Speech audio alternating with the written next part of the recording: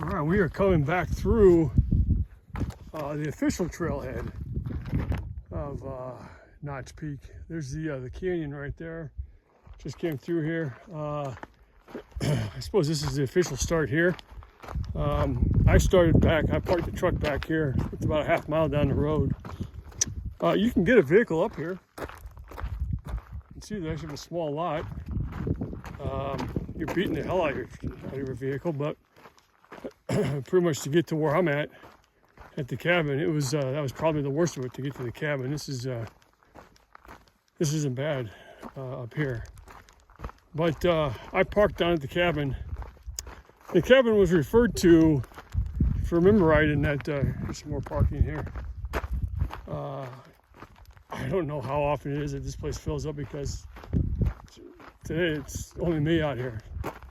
Going up there and coming back, it was just me. So, like I said, I kind of like it like that, but whatever. So I parked at the cabin. I was kind of intrigued by it when I passed it this morning, so I got a real early morning start. And I knew there was a cabin out here. Wasn't exactly sure where it was at.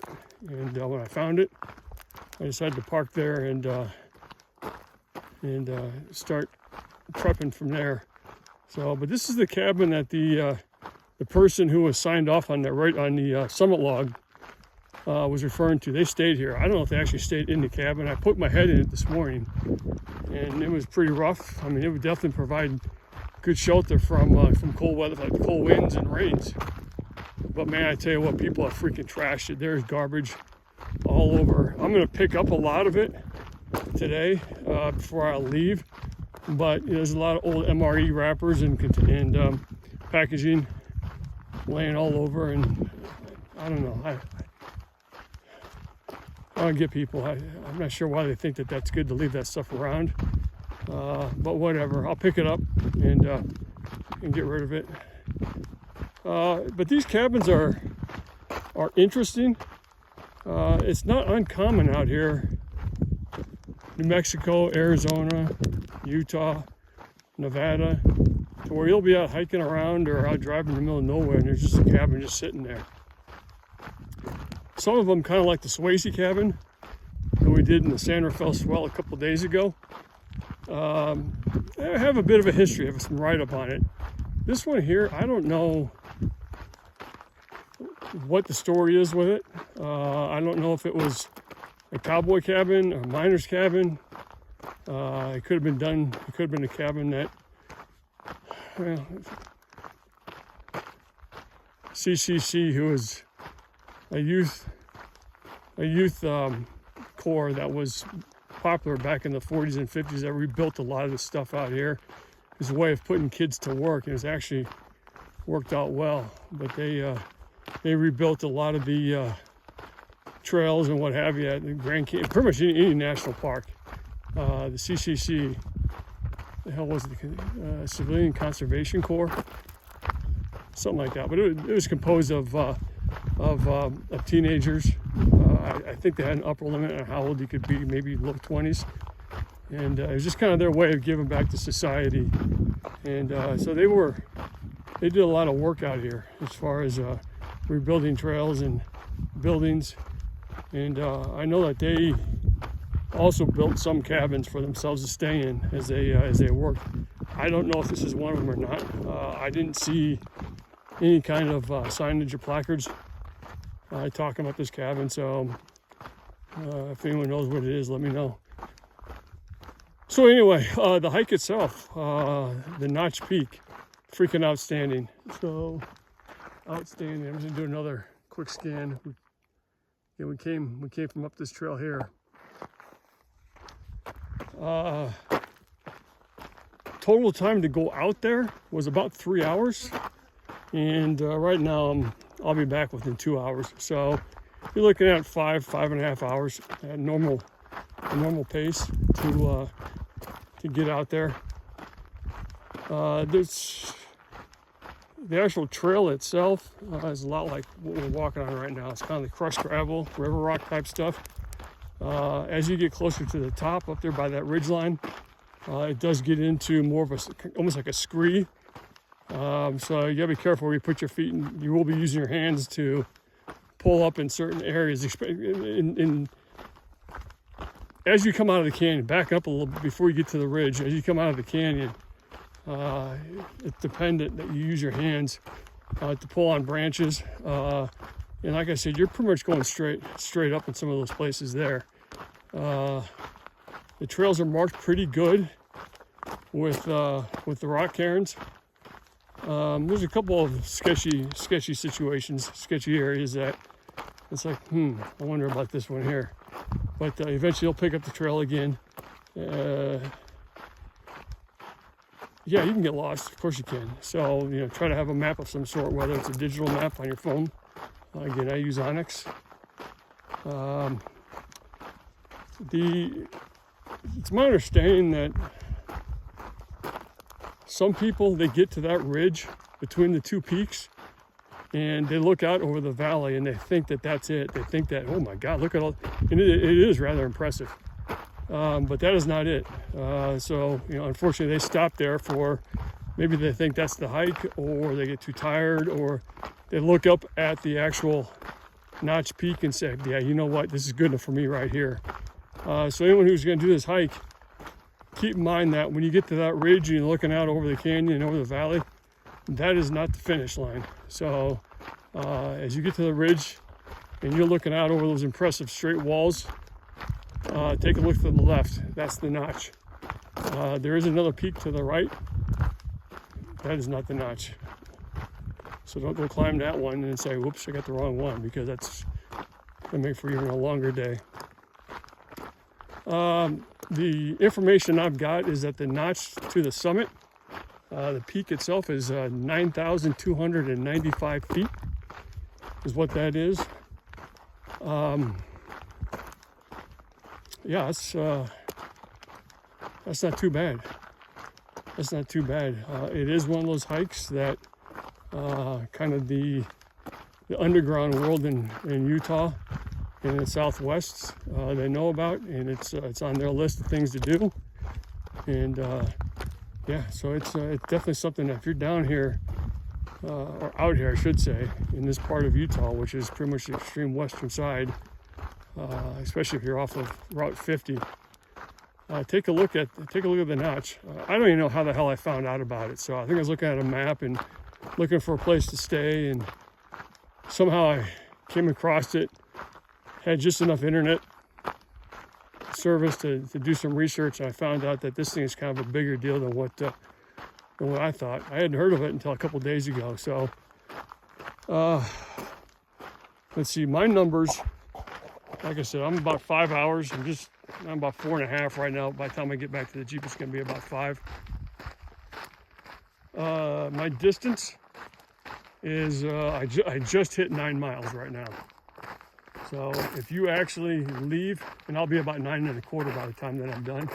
If you actually start clocking it at the official trailhead, you're going to be about 1/2 to 3/4 of a mile less than that. So you'll be closer to about 8.25 miles. Just to let you know.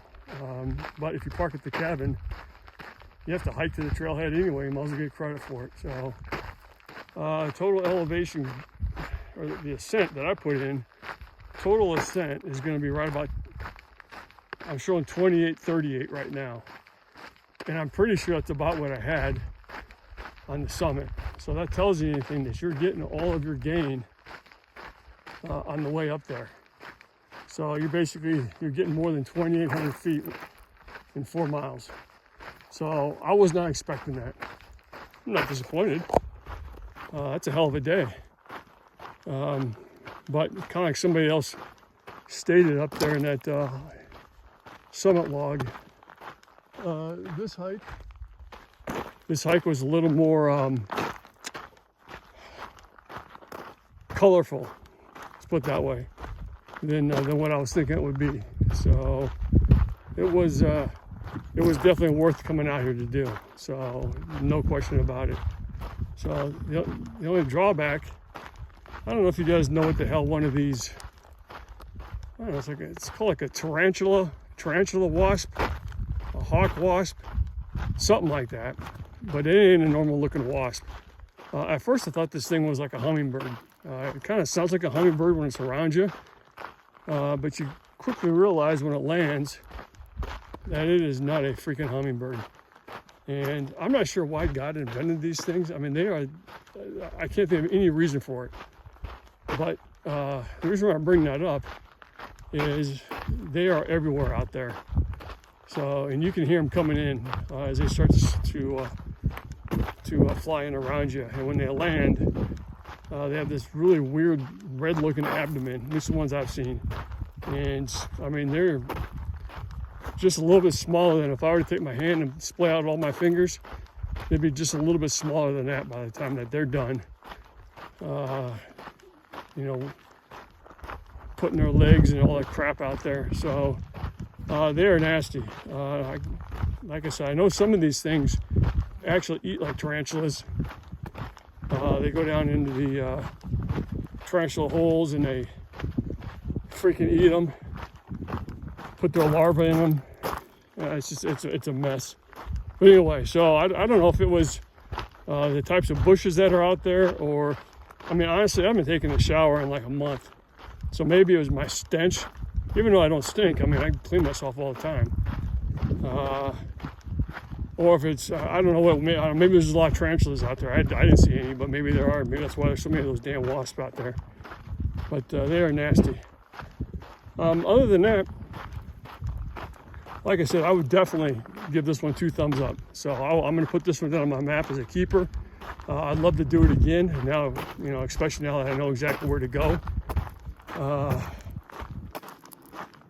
Yeah, I mean, you get everything. You get the open canyons. You get canyons that are covered in trees that are, there's pretty much a path that goes through them. But as you start, it gets pretty dark in there because it's so thick with the coverage in there. And then you've got the open plateau. You got the ridge line, and then of course you got the summit up there, where, like I said, just one wrong step, and it's all, and you're done. So very impressive. Definitely 2 thumbs up. And if I'm back in this area again, I will definitely be doing this. So there's not much else out here, honestly. So I'll be leaving here after I clean myself up and clean this dumpster fire up by the cabin. I'm gonna be heading towards Great Basin in Nevada. So I'm not too far from there right now. So maybe an hour or 2, I think. It could be closer, I don't know. It takes a while to get out of here because of the trails. But actual mileage-wise goes, it's not too bad. So I'll swing in there and pick up some stuff, pick up some pamphlets and what have you. I'll dump the garbage and refill water. National Park Visitor Centers, like I mentioned before in another video.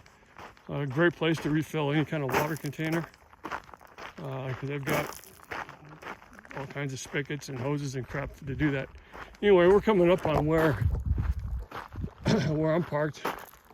And this is that cabin right here that the people were talking about. So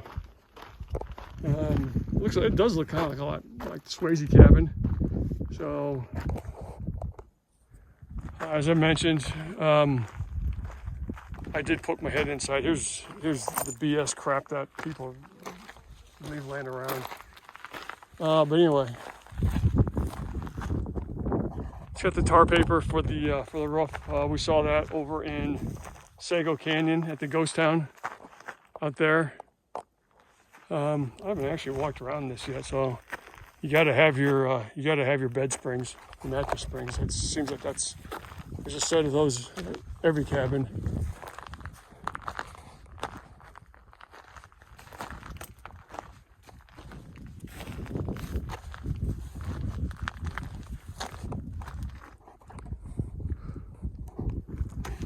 Yeah, I wish I knew more about this here, as far as why this is out here.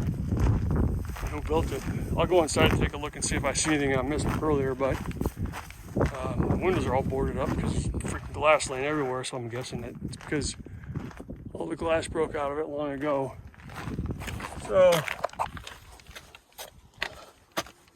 going inside.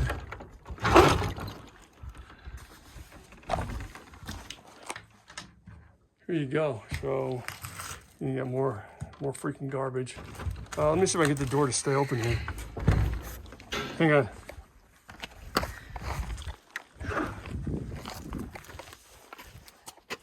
Let me stop my watch. So just kind of looking around in here. Again, these things all look very similar. So yeah, it's definitely doable if you want to stay in something like this. They do have cabins like this, hikers cabins, that are actually built out for hikers. It's kind of first come, first serve. This is not one of them, but if you want to stay in this, you could. This old stove here, we saw something like that before. There you go. You got your rat droppings, all that good stuff. So I guess it's kind of rough in here, but it is what it is. It's a cabin. So, and it could be something, it could be nothing. But anyway, that's it. So that is Notch Peak. So great area out here. And the next time I will be videoing, I suspect I will be somewhere around Great Basin National Park, maybe in Great Basin. A couple of things that are intriguing there. But other than that, that's it. Any questions, drop me in the comments, let me know. All right, we're out.